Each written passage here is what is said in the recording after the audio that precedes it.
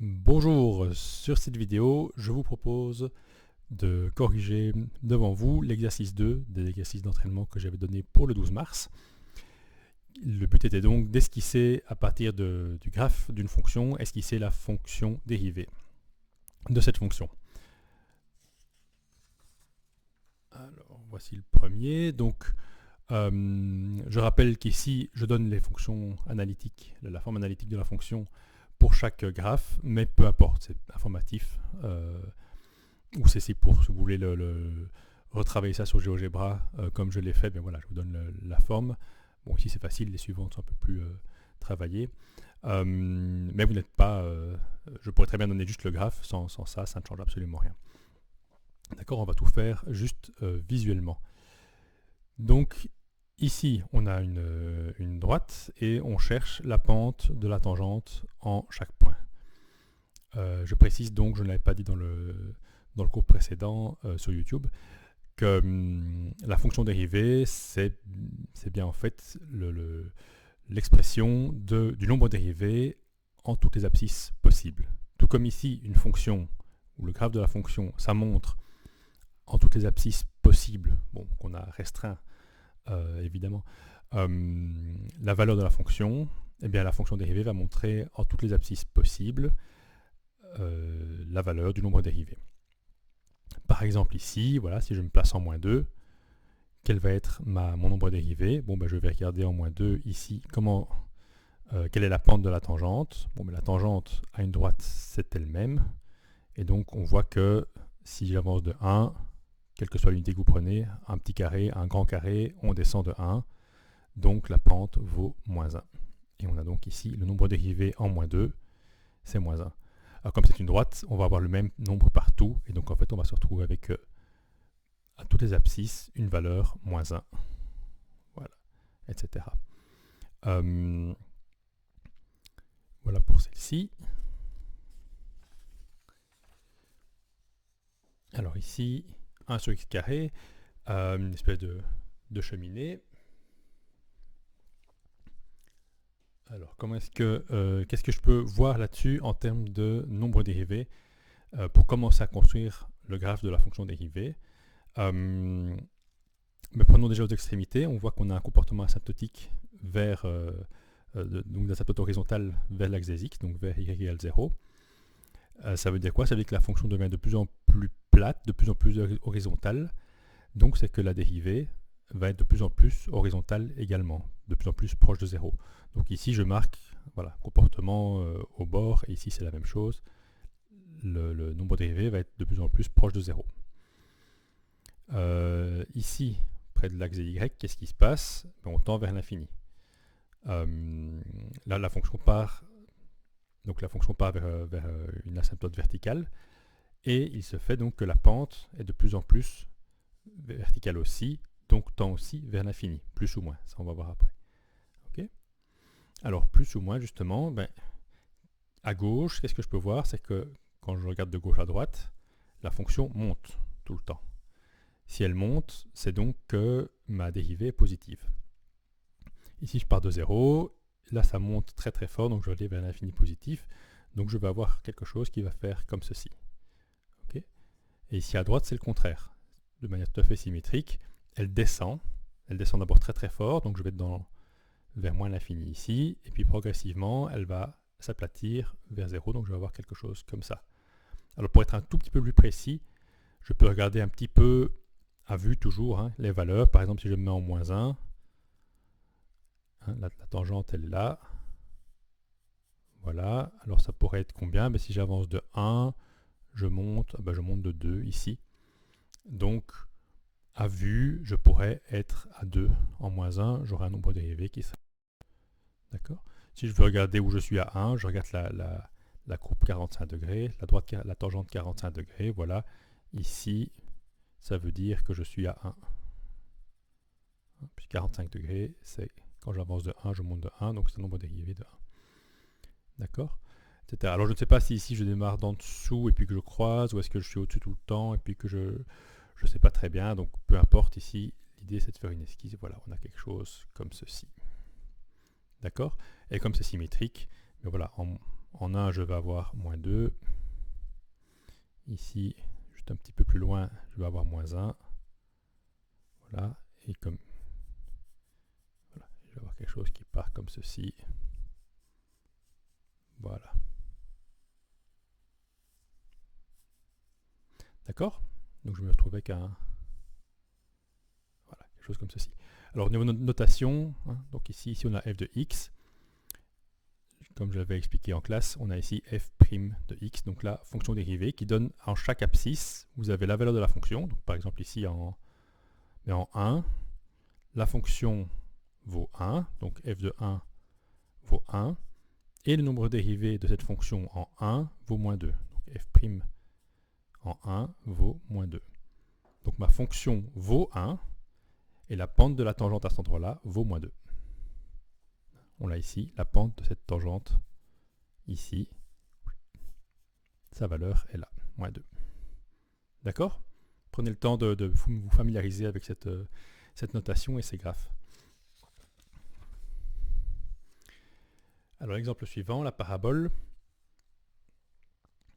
Alors qu'est-ce qu'il y a de directement remarquable en termes de dérivée ici? Bon, mais ici on voit que la tangente, elle va être plate, horizontale je veux dire, donc pente 0.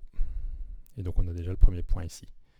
Alors après et avant, ben ici ça descend, ici ça monte, donc dans cette partie-ci, on va être dans les positifs, et dans la partie ici, on va être dans les négatifs. D'accord?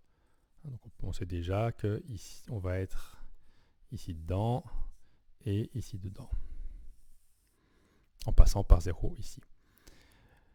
Alors on l'avait vu en classe hein, déjà que la dérivée d'une parabole c'était une droite. On le prouvera dans la prochaine vidéo. Mais alors combien est-ce que ça peut valoir? Ici, de nouveau, hein, si on regarde la tangente qu'on a ici, qu'est-ce qu'on a? Je vois que ici, si j'avance d'un demi, je descends de 1. Donc c'est si j'avance de 1, je descends de 2. Donc ici, j'ai moins 2. Là, j'ai moins 2. Symétriquement, ça veut dire qu'ici, j'ai 2. D'accord? Idem, si je vais voir un peu plus loin. Ici, par exemple, en 3. Voilà, la tangente, elle est là.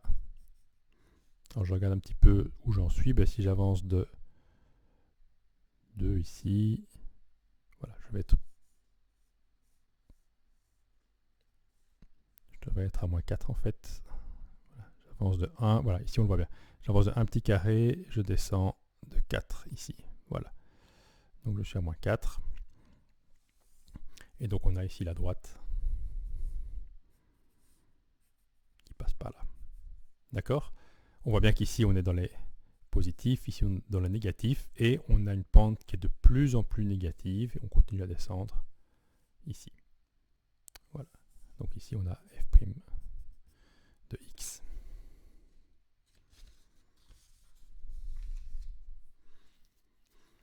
Alors x plus 1 sur x.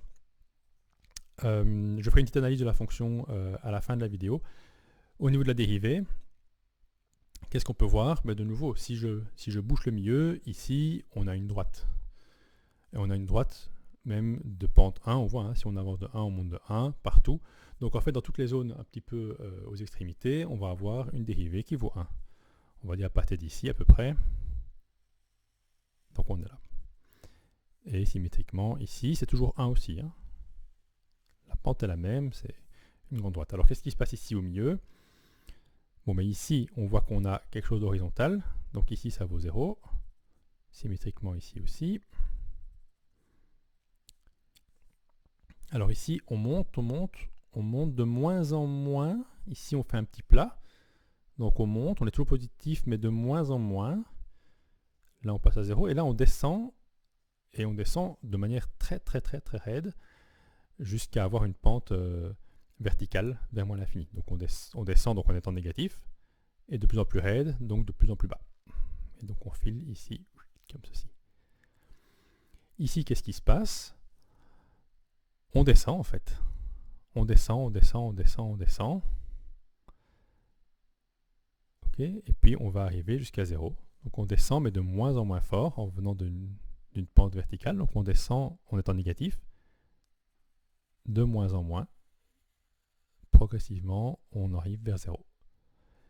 Et puis ici, tout d'un coup, on monte, donc on passe dans les positifs, et on monte de plus en plus, mais jusque 1. On ne monte jamais plus fort que ça. D'accord? Donc on reste bien là. Donc voilà, on a quelque chose de symétrique, comme ceci.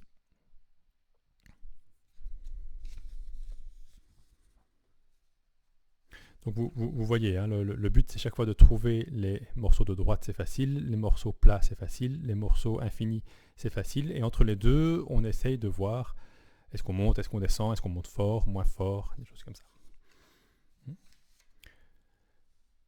Ici, les petits bons. Donc qu'est-ce qu'on peut voir? C'est une fonction périodique, donc on va avoir une dérivée périodique aussi, chaque fois là où il y a des valeurs. Forcément, entre là où il n'y a pas de valeur de fonction, il n'y a pas de tangente, donc il n'y a pas de dérivée. Alors, ici, de nouveau, je vais prendre celui-ci comme base. Ici, j'ai un plat, donc je suis à 0. Avant ça, je monte. À partir d'ici, je monte, donc je vais être en positif. Je vais être dans cette zone-ci. Je vais être dans cette zone positive. Ici, je descends, donc je vais être dans cette zone-là négative. Alors, comment est-ce que je monte, comment est-ce que je descends? Mais ici, je monte. Alors, est-ce que c'est vertical ou pas? C'est en tout cas très raide. Peu importe que ce soit vertical ou pas, je monte de manière très très très forte, donc je vais être très très positif ici. Et je vais descendre jusqu'à 0. Je vais continuer à monter, donc c'est toujours positif, mais de moins en moins fort. Donc je suis de moins en moins élevé et j'arrive progressivement ici. D'accord? Alors, est-ce qu'on est plus comme ceci? Est-ce qu'on est plus raide? Ça, on ne sait pas. Ça, on verra au niveau analytique après. C'est comme ceci. Vous pouvez très bien le faire un peu plus comme ceci. Voilà, les deux sont pour l'instant tout à fait OK. Okay. Donc voilà. Tant que vous montez bien ici, pas de souci. Et alors symétriquement, ici on se met à descendre un petit peu au début. Okay. Et puis de plus en plus jusqu'à descendre très très fort là. Voilà. Alors on ne sait pas, est-ce qu'on arrive à une valeur particulière ou est-ce qu'on est vraiment vertical-vertical. Si c'est vertical-vertical, on file vers l'infini.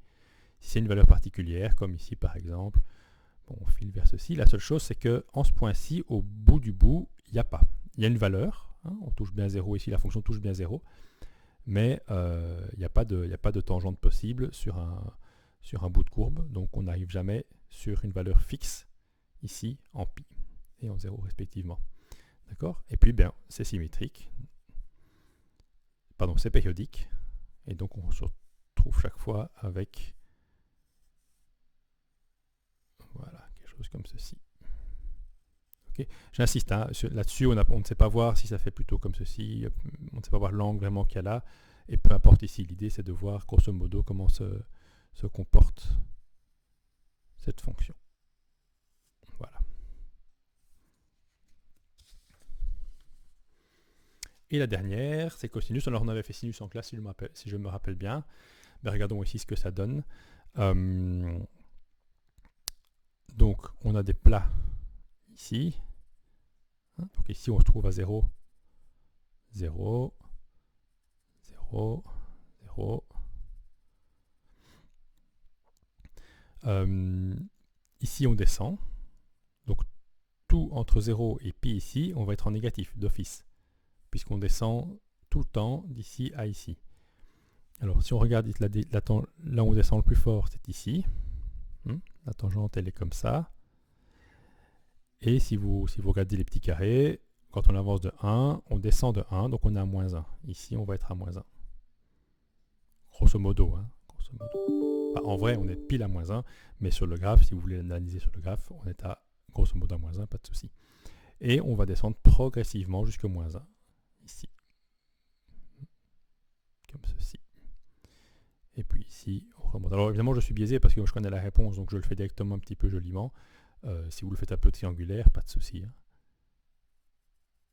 Voilà.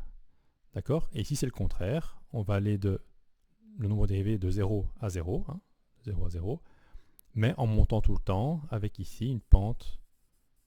Vous voyez, la tangente ici, si j'avance de 1, je monte de 1, et donc on va avoir ici une pente de 1. Et donc on va monter là et descendre ici, vers 0. Et puis on continue, on redescend, etc., etc. On a de nouveau un 0 ici. On a de nouveau un moins 1 ici. On va donc descendre et voilà, et remonter, etc. D'accord? Et donc si ceci, c'est f de x, qui est donc cosinus x, celle-ci, vous voyez, voilà, on passe par 0. Et puis plutôt que d'avoir quelque chose qui fait ceci, on a juste l'inverse. Enfin, l'opposé plutôt. Et donc on a f' de x, et il se fait, on le verra par la suite, que c'est moins sinus x. C'est magique. Voilà, ça c'était pour comment trouver le graphe d'une fonction dérivée en fonction du graphe de la fonction. Comme exercice, maintenant, une fois que vous êtes à l'aise avec ça, refaites-les. N'hésitez pas à aller sur GeoGebra, inventer des fonctions, regardez ce qu'elles donnent, demandez-vous ce que pourrait être le graphe de la fonction dérivée. Je fais une rapide analyse juste des fonctions pour faire le lien avec les asymptotes et ce qu'on a vu avant. On n'est plus dans les dérivés juste pour cette fin de vidéo. Bon, ici une droite. Qu'est-ce qu'il faut voir? On a moins x, donc elle va forcément descendre. C'est même moins 1x, donc la pente qui vaut moins 1, la pente on la voit là en fait, c'est moins 1 fois x, donc une pente de moins 1. Et le moins 5, la fameuse ordonnée à l'origine, moins 5 qu'on a ici. Mais ça c'est classique, normalement vous savez faire, entraînez-vous. Ici 1 sur x carré. Là on a tout à fait un comportement asymptotique directement puisqu'on a une racine du dénominateur en 0. Donc en 0 on va regarder la limite, ce que ça vaut. Qu'on vienne des négatifs de gauche ou qu'on vienne de droite, comme c'est au carré, on tend vers 0 plus en dessous. Et donc on tend vers la limite de ceci quand on va vers 0. Donc la limite de f de x quand x tend vers 0, qu'on soit en plus ou en moins 0, enfin de la gauche ou de la droite. Dans les deux cas, on va avoir 1, je vais mettre des guillemets, 1 sur 0 plus. Et donc ça va tendre vers plus l'infini. D'accord? Ce qu'on a bien ici à gauche, ça monte à fond, à gauche ça monte à fond, à droite ça monte à fond. D'accord? Si maintenant on part vers les abscisses infinies, donc limite lorsque x tend vers plus l'infini, on a bien que ça fait 1 sur l'infini au carré, donc plus l'infini. Donc on tend bien vers 0 plus. Et quand on tend vers moins l'infini, on a bien 1 sur, alors moins l'infini au carré, ça fait plus l'infini. Et donc on est sur 0 plus aussi. Et donc dans les deux cas, on va atterrir sur l'axe des x, mais en restant au-dessus. Voilà. Ici, les paraboles, ça vous en avez vu des tonnes les années précédentes, donc on ne réanalyse pas. La seule chose intéressante à voir, je dirais, c'est le moins qu'il y a dans le x carré, donc c'est une parabole triste dans ce sens-là. Mais voilà, c'est tout. Ici, au niveau asymptotique, ça c'est beaucoup plus intéressant aussi, comme l'exercice 2. De nouveau, en fait, qu'est-ce qu'on peut voir avec ceci? Si on part vers l'infini, donc si on va regarder aux extrémités, prenons plus l'infini, par ici, qu'est-ce qu'on peut voir en fait? On va tendre vers x plus 1 sur x. Alors 1 sur x, quand on part sur des x très très grands, alors celui-là devient très grand, et le 1 sur x devient extrêmement petit. Il devient tout à fait négligeable. Et donc en fait, c'est comme si notre fonction tendait vers f de x égale x. Ce qui est bien ceci. Parce que le 1 plus x devient de plus en plus négligeable, et en fait on ne voit plus la différence, très vite en fait, on ne voit plus la différence du tout entre f de x égale x ou f de x égale x plus 1 sur x. D'accord? Et on a la même chose de l'autre côté, quand on tend vers moins l'infini, 1 sur x tend vers 0, très très vite. Et donc très vite, on a f de x égale x, et donc on garde bien ceci. D'accord? Si vous voulez l'analyser avec la asymptote oblique, vous pouvez aussi. Donc on voit bien, bon, alors si on regarde si x tend vers plus l'infini, c'est symétrique, je vais faire que du côté plus, c'est tout à fait symétrique évidemment. Qu'on tombe sur l'infini plus 0, hein, donc on voit bien qu'on part vers l'infini, d'accord. Donc il n'y a pas d'asymptote horizontale. Et donc on regarde s'il y a une oblique. Plus l'infini de... Alors l'oblique c'est f de x sur x. On regarde si ça donne un réel. Ça donne la limite lorsque x tend vers plus l'infini de... Alors x plus 1 sur x sur x. Limite lorsque x tend vers plus l'infini de... Alors ça fait 1 plus 1 sur x carré. Et ça fait quoi? 1 ne bouge pas, et vers plus l'infini, ça fait 1 sur plus l'infini, donc ça tend vers 0. Et donc ceci, ça tend bien vers 1. Et donc oui, on a bien une asymptote oblique qui va être définie par y égale 1 fois x plus p. Il n'y a plus qu'à trouver p. On va trouver p. P, c'est limite lorsque x tend vers plus l'infini de f de x moins ceci, moins x. Donc la limite lorsque x tend vers plus l'infini de f de x, donc 1x plus 1 sur x moins x. Donc c'est la limite lorsque x tend vers l'infini de 1 sur x, et donc ça fait 0. Et on obtient donc une asymptote oblique définie par y égale x. Et c'est bien effectivement ce qu'on a ici. On a y égale x qui part ici. Si vous allez voir dans moins l'infini, vous aurez évidemment la même chose. D'accord? Alors, pas symétriquement, mais si maintenant je vais regarder les asymptotes verticales, puisque j'ai un dénominateur ici qui a une racine en 0, mais je vais avoir en 0. Au niveau asymptote verticale, la limite lorsque x tend vers 0 de x plus 1 sur x. Bon, x tend vers 0. Alors si on vient vers 0 plus, on va tendre vers 1 sur 0 plus, donc on va tendre vers plus l'infini. Et lorsque x tend vers 0 moins, x tend toujours vers 0, et 1 sur 0 moins, ça tend vers moins l'infini. 0 moins l'infini, ça fait moins l'infini.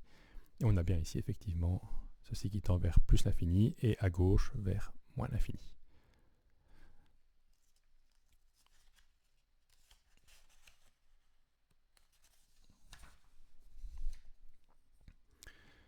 Et le dernier, donc racine de sinus x. Donc sinus x, ça se balade entre 0 et 1, comme ceci. Donc de 0 à pi, je refais un petit dessin, un petit cercle. De 0 à pi, ça part de 0, le sinus c'est la hauteur ici, ça part de 0, ça passe par 1, ça redescend à 0. Donc si je prends la racine de ça, c'est la racine de quelque chose qui va de 0 jusqu'à 1 puis jusqu'à 0. Donc la racine de 0 ça vaut 0, la racine de 1 ça vaut 1, et entre les deux j'ai un comportement racine ici, et puis inversé ici. Et après, de pi à 2pi, je suis dans le négatif, une racine dans le négatif ça n'existe pas, donc la partie ici, il n'y a rien. Et puis on recommence, j'arrive à 2pi, je recommence, ici je suis à 2pi, 6,24 et donc je recommence.